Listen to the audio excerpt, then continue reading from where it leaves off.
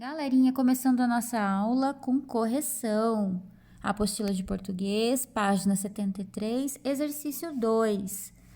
Copie a pergunta da entrevista publicada no jornal Joca Digital que você considera mais interessante e responda como você sabe que é uma pergunta.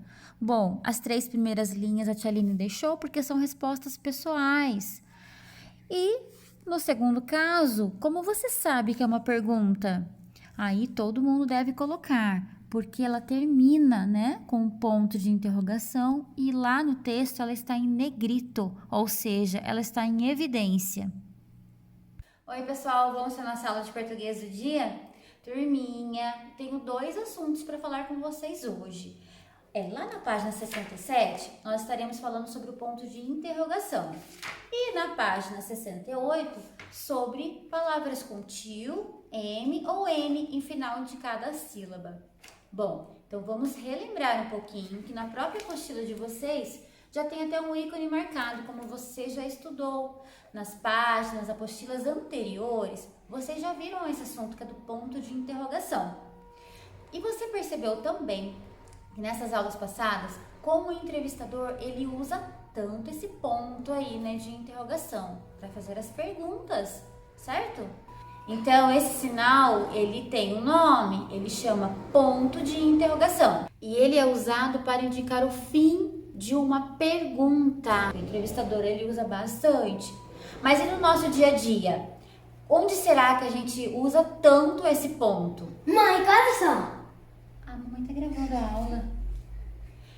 Vou Mãe, posso fazer sorvete?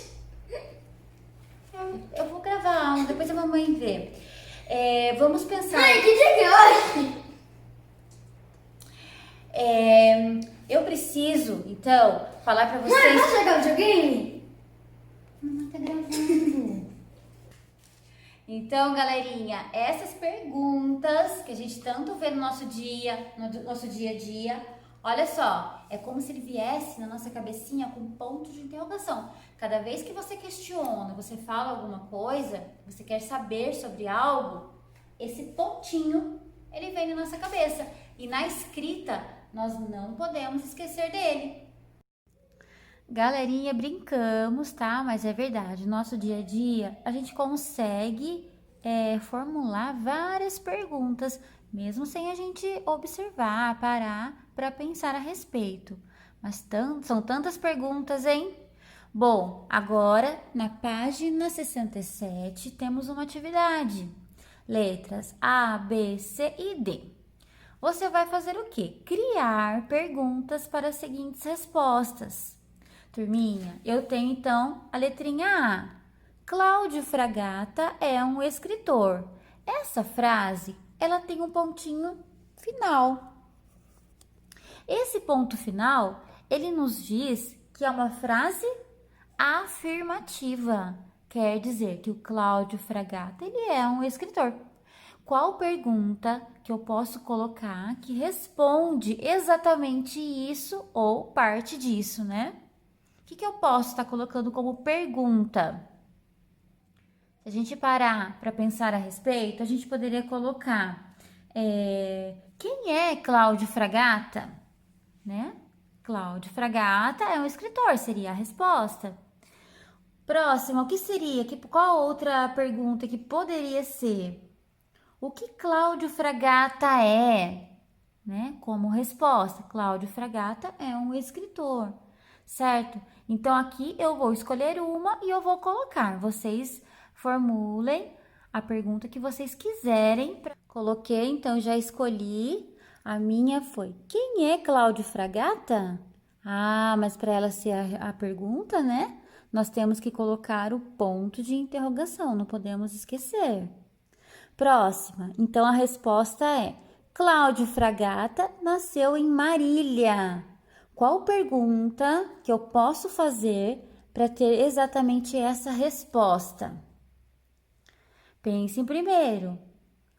A pergunta pode ser assim, olha: onde Cláudio Fragata nasceu? Coloquei já, né, a pergunta. Tá certo, galerinha? E aí? Não, né? Para ela se tornar uma pergunta, eu preciso colocar O ponto de interrogação.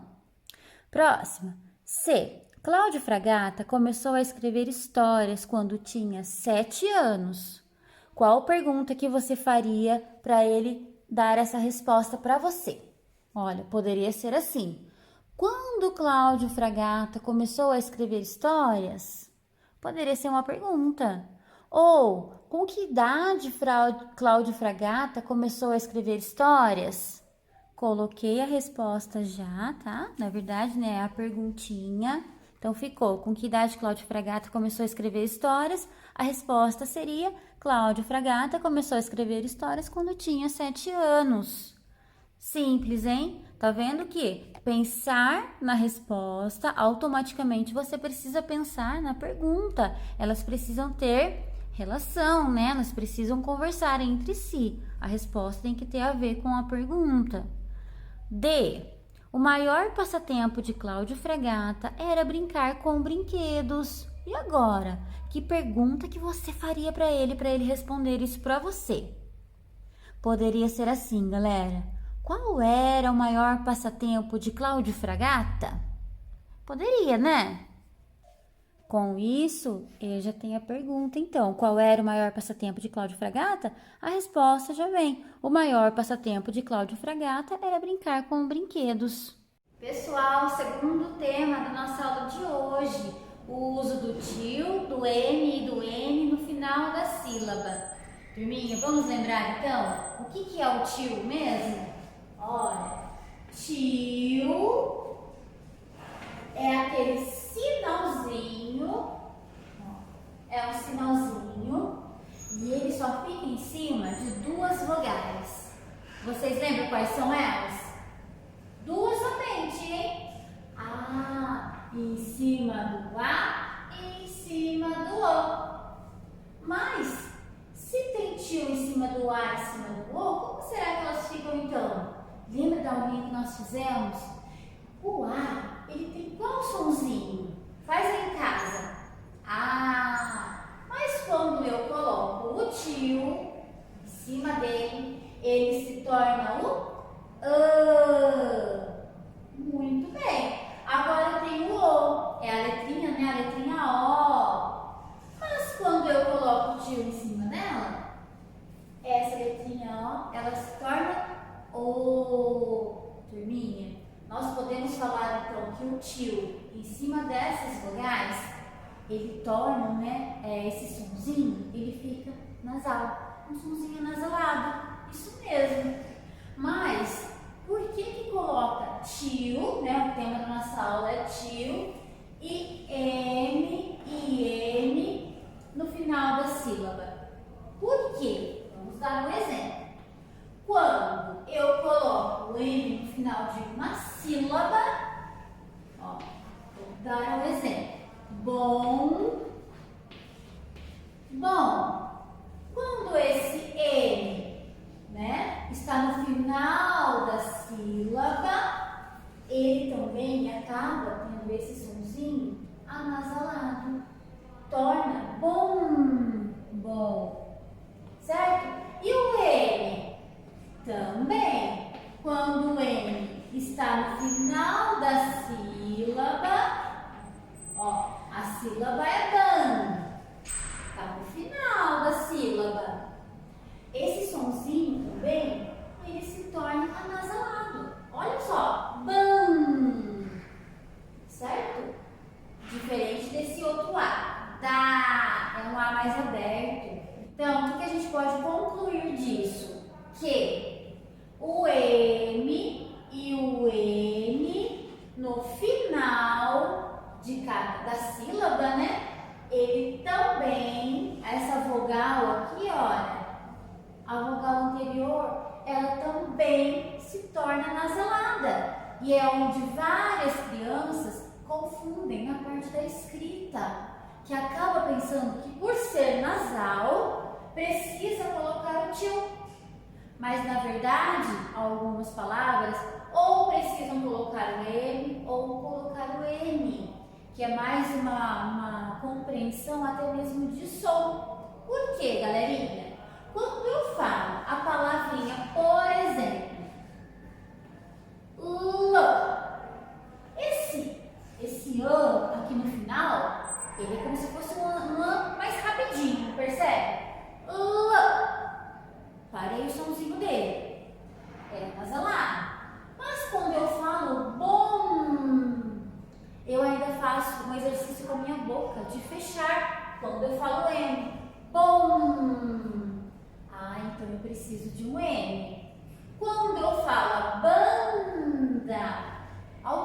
geralmente a minha boca ela não fecha para falar banda, certo? Ban. Então o sonzinho aqui desse N abertinho, ele precisa estar presente, tanto na forma quando a gente escreve. Por isso que é tão interessante, quando a gente for escrever, observar, né, a forma escrita de cada palavrinha.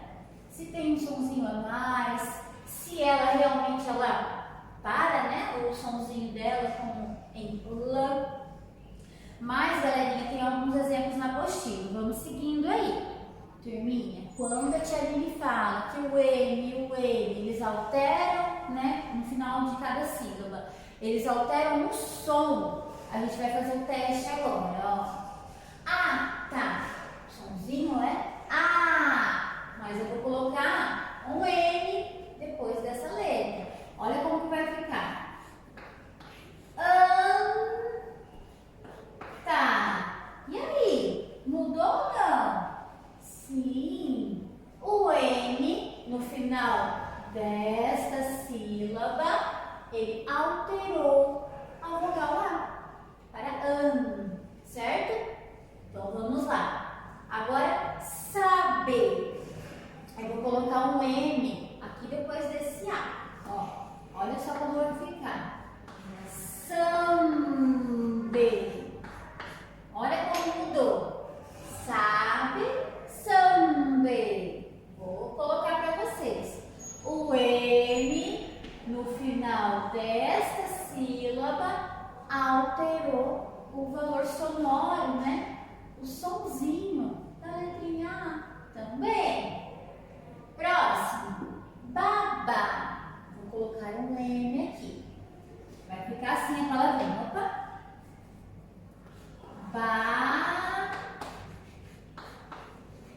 Bamba. Olha só, turminha. Esse M no final desta sílaba alterou o valor do A, sonoro do A. Tia Aline, quando eu uso M, quando eu uso N, além de saber desses sons, né, que a tia acabou de falar, que a letrinha N tem, que a letrinha N também tem uma regrinha simples, fácil entendimento, para vocês nunca mais esquecerem. A letrinha N é uma letrinha que só tem dois amiguinhos. E ela só dá a mão para esses dois amiguinhos. Olha só. Ela só dá a mãozinha para a letrinha P e para a letrinha B. Se numa palavrinha tiver, né, o M no final da sílaba, automaticamente a próxima letra tem que ser o P ou B. E o M também é utilizado no final de cada palavrinha. Então, esses três regrinhas que a gente tem que lembrar do uso do M. M antes de P e de B. E no final de cada palavrinha. E o N? Coitadinho do N. Não, o N, ele dá a mãozinha para quem então? Para as demais consoantes, ó. Para as demais consoantes. Uma aula de redação hoje, eu gostaria muito que vocês assistissem.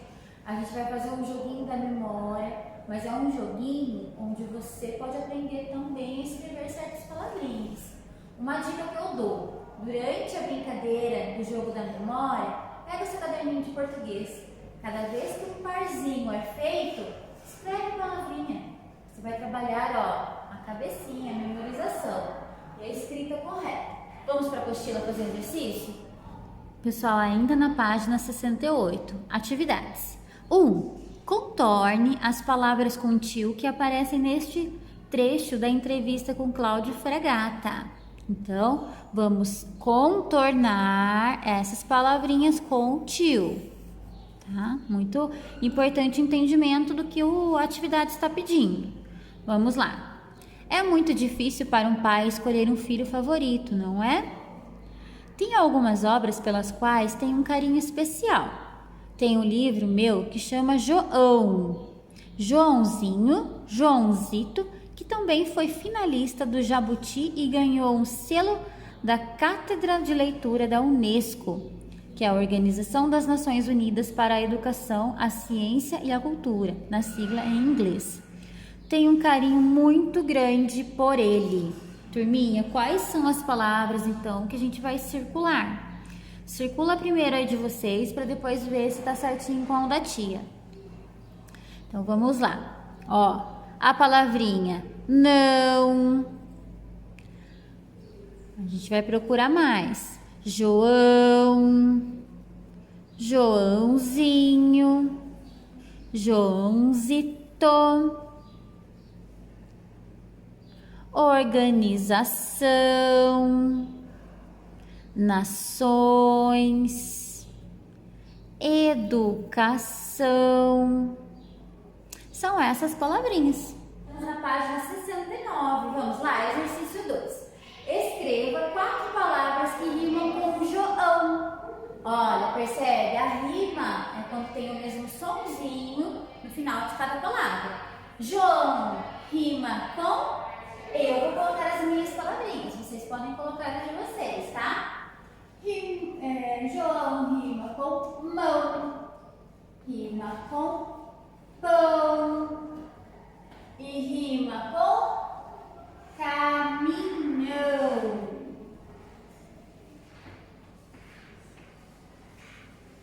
Opa, mais uma, né? São 4. Mão, pão, caminhão, leão. 4 palavrinhas. Exercício agora 3. Acrescente M ou N após a vogal em destaque. Então, a palavrinha em destaque é o O. Certo? Eu vou colocar o quê? M ou N? Lembra que o M, ele só dá a mãozinha para P e para P. Então, aqui eu tenho P. Quer dizer que eu vou usar o M. Fica conta. Próxima. A palavrinha, a letrinha de destaque é o A. Eu tenho a letrinha T depois dela. Então, eu vou usar o M também. Aí ela fica, de mata fica manta. Próxima. Em destaque é a letrinha U. Eu tenho a letrinha D depois. Eu vou acrescentar então qual? M ou M? M, para ficar mundo. Bem. Próxima. Boba, a letrinha em destaque é o O. Opa, essa já vai mudar. Eu tenho a letrinha B. Lembra? Quem que dá a mãozinha para a letrinha B? O M. Então vai ficar assim, de boba, bomba. Próximo. Sobra. Eu tenho a letrinha em destaque, o O. Depois eu tenho o B também. Agora eu sei que depois eu preciso usar o M. Sombra. A palavrinha nuca. O em destaque. Eu tenho a letrinha C. Então eu já sei que eu tenho que colocar a letrinha N, né, galera? Para ficar nunca. Última palavrinha, tapa. Esse A aqui eu vou acrescentar depois o M ou o N. O M, turminha, porque o M ele dá a mãozinha para o P e para o B. Ele vai ficar tampa. Exercício 4. Copie as palavras acrescentando tio ao vogal A. Fácil. A primeira, espia. Então, se eu acrescentar o tio, fica espia.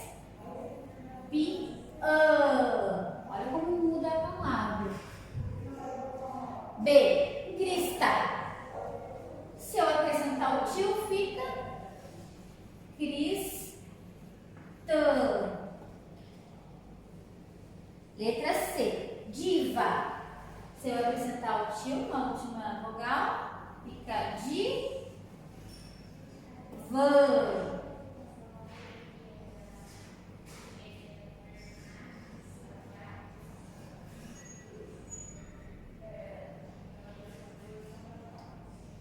D, gala.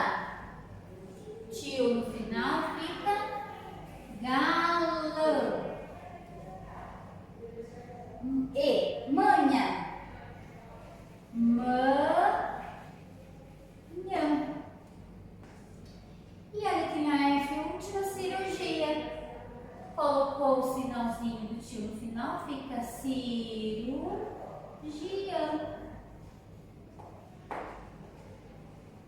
Certo, amores? Então, essa foi a nossa atividade, nossa aula do dia, lição de casa, página 73, exercício 3. Beijo, beijo e até a nossa próxima aula.